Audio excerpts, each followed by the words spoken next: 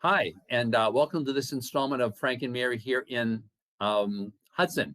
If you haven't seen this show before, my name is Art Bergeron, and my day job is an elder law attorney now at Myrick O'Connell. But as you know, this isn't about my day job. This is about my friends Frank and Mary. You've seen them many times at my seminars in Hudson, and you know that Frank and Mary's goal is to live in their house until they die and be buried in the backyard. And a piece of that is knowing the people you need to know in order to do that. And one of the people that I think you need to know is Alex Gottfried, or somebody like him. And the reason for that is, as you know, I've spoken at my seminars and on my and on Zoom things. I've talked about folks who really want, like Frank and Mary, really want to stay in their home until they die. And they want to consider, therefore, if they're getting short on money, whether they can use their house or the equity in their house in order to be able to stay home, right? So Alex has been doing reverse mortgages now for a long time. You've heard me talk about reverse mortgages.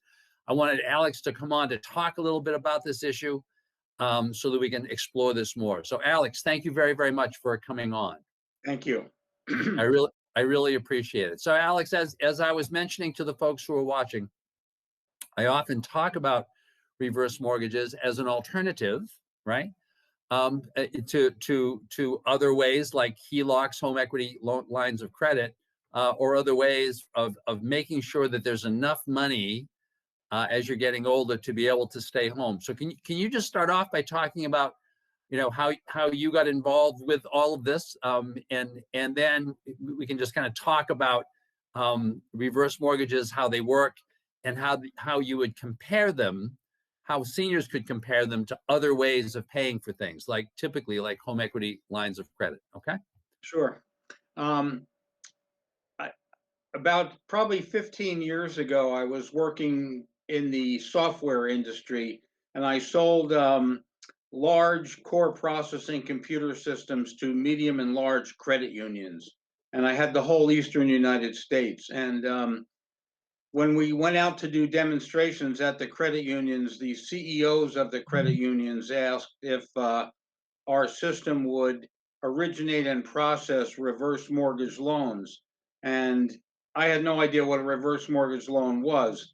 The answer was no, our system wouldn't do that. But it began to generate a curiosity as to looking into reverse mortgages. And I guess in the last 18 months of that job, the company was sold twice. And I decided I was, kind of done with that and I wanted to do something different. And I got into the reverse mortgage industry. And I've been doing this now for 14 years. I've done probably over 250 of them and worked on many more. And it's a great product for some people who want to remain in their home for the foreseeable future and want to tap a portion of the equity that they've built up in their home. So tell me a little bit about. I know that in one of the conversations we've had, you told me a little bit about the history of these things. So can you talk about how reverse mortgages came to be, and Sure. then talk a little bit about how they work, and if they've changed over time and kind of how they work, and then Sure. we can talk about it from there. Okay.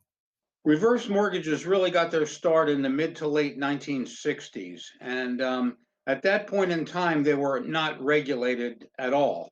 In fact, mortgage regulation in total was very scant in the mid 1960s. So this product was aimed at a vulnerable population segment. There were abuses to the program. Something needed to be done. And beginning in 1985, a number of people in Congress working with AARP and HUD developed the HUD-FHA Home Equity Conversion Mortgage Program. President Reagan signed this into law in January of 1989, the last month of his presidency. And it was kicked off January 1, 1990. And since then, there have been over 1 million reverse mortgage loans done. It's a 31-year-old program.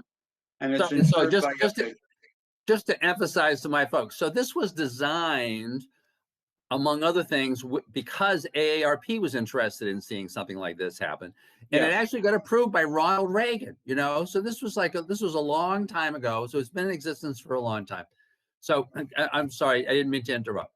Oh, it's okay. Talking about Ronald Reagan, the program was approved by both sides of Congress. The Republicans liked it because it wasn't going to cost the government any money, and the Democrats liked it because it was clearly a benefit to their constituency. And so it's been a successful program ever since. And talk a little bit about how it works, because I know that there are a lot of kind of misconceptions about that too. You know, the standard, if there's one common myth about reverse mortgages that I have people tell me is like, oh, I don't want to do a reverse mortgage, they're going to take my house. Right. So just talk to folks about how a reverse mortgage works. Right. Just like any other mortgage, when the loan closes, there's a lien against the property. And the owner of the property still owns the property. When the property is sold or conveyed to someone else, at that point in time, the loan would be paid off. The biggest feature of the reverse mortgage is that it's a payment optional loan. In other words, the borrower doesn't have to make monthly principal and interest mortgage payments. And in reality, many people don't make any payments.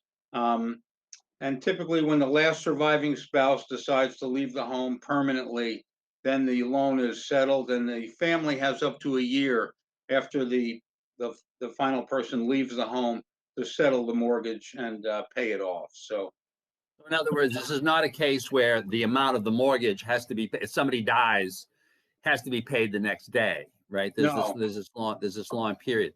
So right, if say I'm my friends Frank and Mary, and say Frank and Mary are, say, 75 years old, and we'll say that they're both the same age, but say they're both 75 years old. Say they've got a house in Hudson, and Hudson has been a hot real estate market. You know, it's been very successful the last number of years. So say their home is now worth about $400,000. right, If they were applying for a reverse mortgage today, of course, their question would always be, so how much can they get? So about sure, could they get on about a $400,000 house today?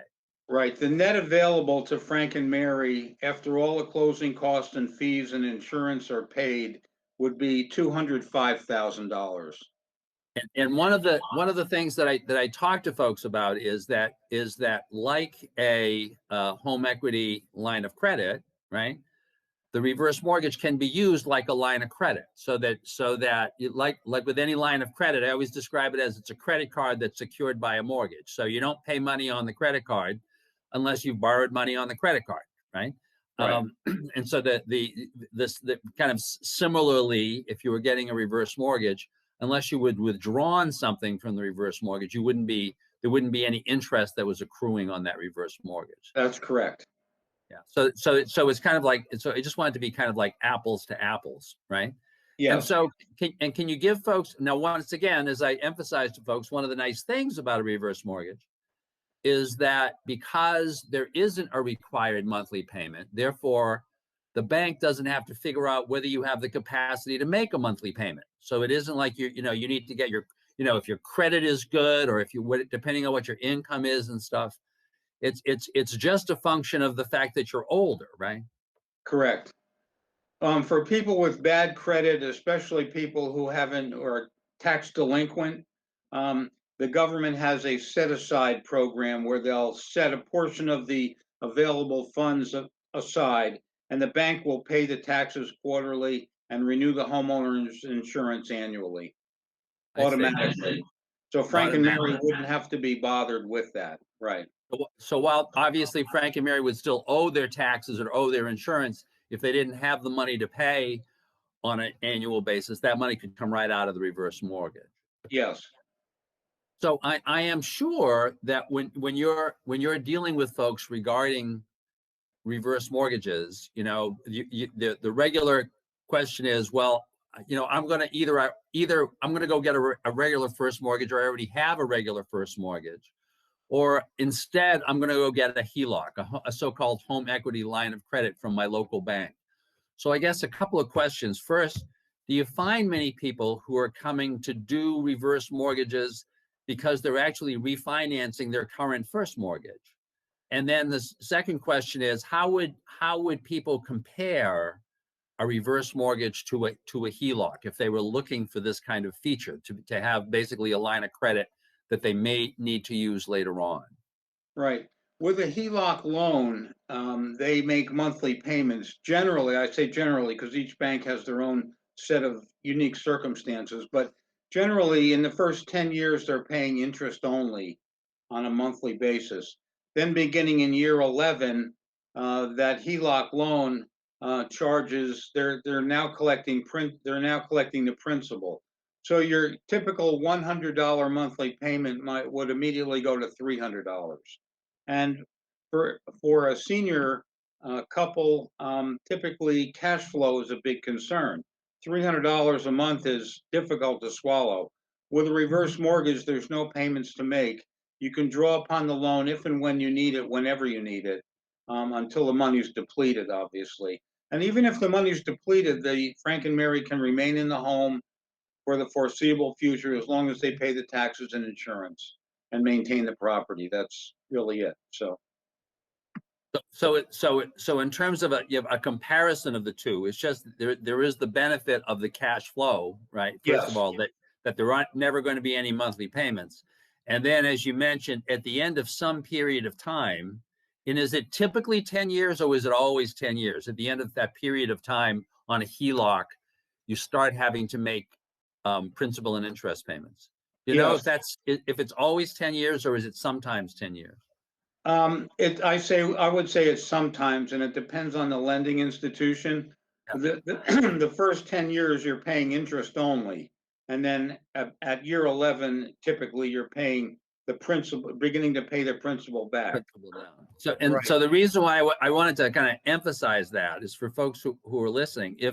If you're Frank and Mary and you're 75 and you don't need the money right now, right? But you just want to not be losing sleep about this. So you want to know that there's this reserve in case you need it, right? Later on, like because the boiler blows on the house, or because, you know, your health has taken a turn for the worse and you need some home care now. So you need some money to pay for it. You're making these decisions based on these possibilities about what might happen in the future. So what you don't want is that, you know, you end up with the good news being the bad news. The good news is that you stay healthy for 10 years, right? But the bad news is that at that point, if you're taking any money out, you know, you have to be paying regular payment, principal and interest payments on your HELOC, if it's a HELOC, right? Whereas if it's the reverse mortgage, you don't. Can you talk to one other kind of reverse mortgage feature, which is, so I have been told that in many reverse mortgages, if you don't use the line of credit, the amount of the line of credit actually increases over time if you haven't used it. Yes. And which obviously wouldn't be the case in the case of a HELOC. Can you just talk about that a little bit? Yes, the reverse mortgage has a feature that the money in the credit line grows over time. So it gives the borrower added lending availability. They'll have more money at the end of 1 year than they had the year before if they don't use it. So that's a pretty nice feature. Another thing about a HELOC that needs to be discussed also is the bank can determine at any time to shut the HELOC off. They're not going to call the loan in, but what they are going to do is they can say, well, gee, you know, the real estate market is fluctuating, it's dropping. We've decided to seal all of the HELOC loans. So you can't borrow anymore, but we'll still expect your monthly payment from you. So that's not a good thing. Your nest egg is now that you were going to count on is not available to you. So if I'm a reverse mortgage lender, I would assume that I would also be worried about that, right? So if I'm a reverse, why am I doing this? If I'm the reverse mortgage lender, because there is, you know, certainly we've had a run now since, wow, it's like 10 years that the market's been going up. But before that, we all remember there was a run where the market went way down, and it went way down for like several years, right? yes. So if I'm a reverse mortgage lender, don't I have that same worry that property will go, I think the term I always hear is upside down, that there'll be a point where the mortgage amount that's outstanding is worth more than the value of the house. Right. So why would I do that as a reverse mortgage lender? Well, as a reverse mortgage lender, your loan is insured by FHA. The borrower pays FHA insurance, and At the end of the term, when the mortgage is settled, the lender is going to get the full amount that they're owed. If the money's not in the mortgage itself, they'll file a claim with FHA and collect the full amount owed. The reason, one of the reasons why I ask is, once again, one of the skepticisms about reverse mortgages is people will say, well, this is just too good to be true. Why would any, there's got to be a trick here. But the key is this program was created by the federal government as an aid to seniors, because you're only eligible for one if you're over, like, is it like 62 years old or something? Yes. Yeah, 62. And so in order to induce reverse mortgage lenders to lend, the FHA, the Federal Housing Administration, built in it's a guarantee. It's a loan guarantee. So if the reverse mortgage company can't get its money, then the FHA pays them, right? Yes. It's also a non-recourse loan. So let's say Frank and Mary eventually, one at a time, pass away. The family now inherits the home. This is a non-recourse loan. Arthur mentioned if the loan is upside down, that's where the amount owed is greater than the value of the property at some point in time. The family, the only collateral securing this loan is the home itself. So none of the other assets of the borrower or the borrower's family can be touched. And the lender will collect the balance due from FHA if they don't get the full amount. So the family is fully protected on this loan. So I want to go back to an earlier question that I had. So do you find many people coming in to get one of these who already have a first mortgage on their house? Yes. In fact, I find it more often with younger borrowers. Frank and Mary, 65 years old and not 75 years old. They have a forward mortgage. Frank's going to retire at the end of the year. They need to do some cash flow planning, and this seems to make sense for them to pay off the forward mortgage, eliminate the monthly payment, and it makes good sense for that. Right, because I would think if you're about to retire and you still got a first mortgage payment, and if it was done a long time ago, even if you've paid down a lot of the principal, those are big payments. Right. So to be able to deal with the fact that your cash is about to go down because you're about to just drop onto Social Security, by getting rid of that first mortgage payment every month would be a big deal. Yes, it would. Yes.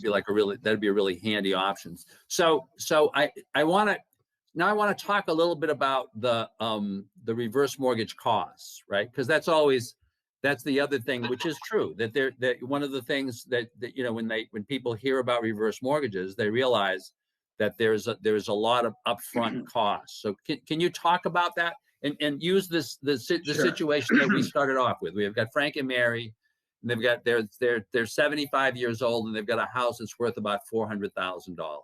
Right. Probably the biggest cost of the reverse mortgage is the FHA initial insurance premium. It's 2% of the appraised value of the property. As Arthur mentioned, the property appraises for $400,000. That would be $8,000 in costs. The other thing is the loan has a loan origination fee, and people ask why is there a loan origination fee? Well, with a reverse mortgage, the average reverse mortgage lasts eight and a quarter years. About 100 months from closing is about the national average. And the lender's not collecting 1 cent in interest for that whole period of time. So what they need to do is get some interest up front so they can set the loan up and get it into servicing. They can pay the origination company to handle that in the field. So there is an origination fee with the loan. The only out-of-pocket cost really for the borrower is the appraisal itself, and that's $570. That's really the only out-of-pocket cost. All of the other costs are folded into the initial proceeds of the loan. So when you say they're folded in, so in other words, at the end of the day, when you sign your reverse mortgage, there's already going to be some amount that you're going to owe. Yes, you're not going to correct. pay anything out of pocket. So you're not going to have to go to the reverse mortgage closing and say, oh, and here's my check for $10,000 or $15,000. No. because that's going to come out of the some of the proceeds that would have been otherwise available to you that you could have Yeah. borrowed from, right? Yes. And so I'm just going to kind of play with some numbers here. So once again, if you had a $400,000 house, and Frank and Mary were doing this closing, you said that at the end of the day, Frank and Mary, as a result of this reverse mortgage, would have about a $205,000 line of credit, right? Yes. But in addition to that, there would have been some amount that at closing they would have borrowed effectively, because they borrowed it to pay for the FHA and to pay for the closing costs, right? Right. And about how much would that be today? About $16,000 or $17,000. all in, $16,000 or Yes, $17,000. yeah, would Okay. be their initial loan balance, right? Yeah. So I'm just gonna ask people to think about that. So say that the amount that you borrowed was about $16,000. And am I correct that the interest rate, what approximately is the interest rate that these reverse mortgages are running right now? It's about 3.25. 3.25. I'm going to take I'm going to use the discretion to round up to 4%. Say that the reverse mortgage interest were 4%.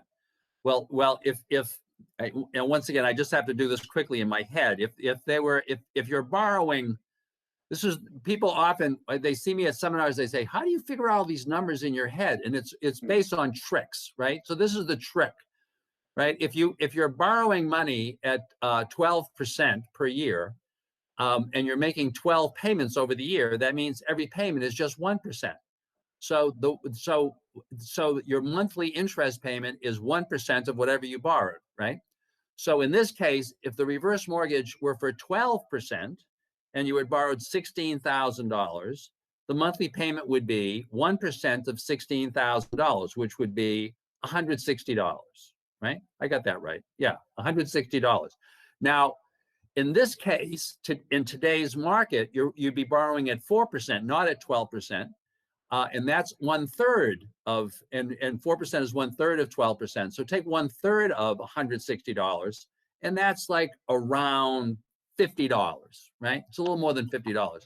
So if Frank and Mary borrow this money, they don't take any money out, but they use the option that says that the payments are that some of the reverse mortgage money is being used to pay all these costs.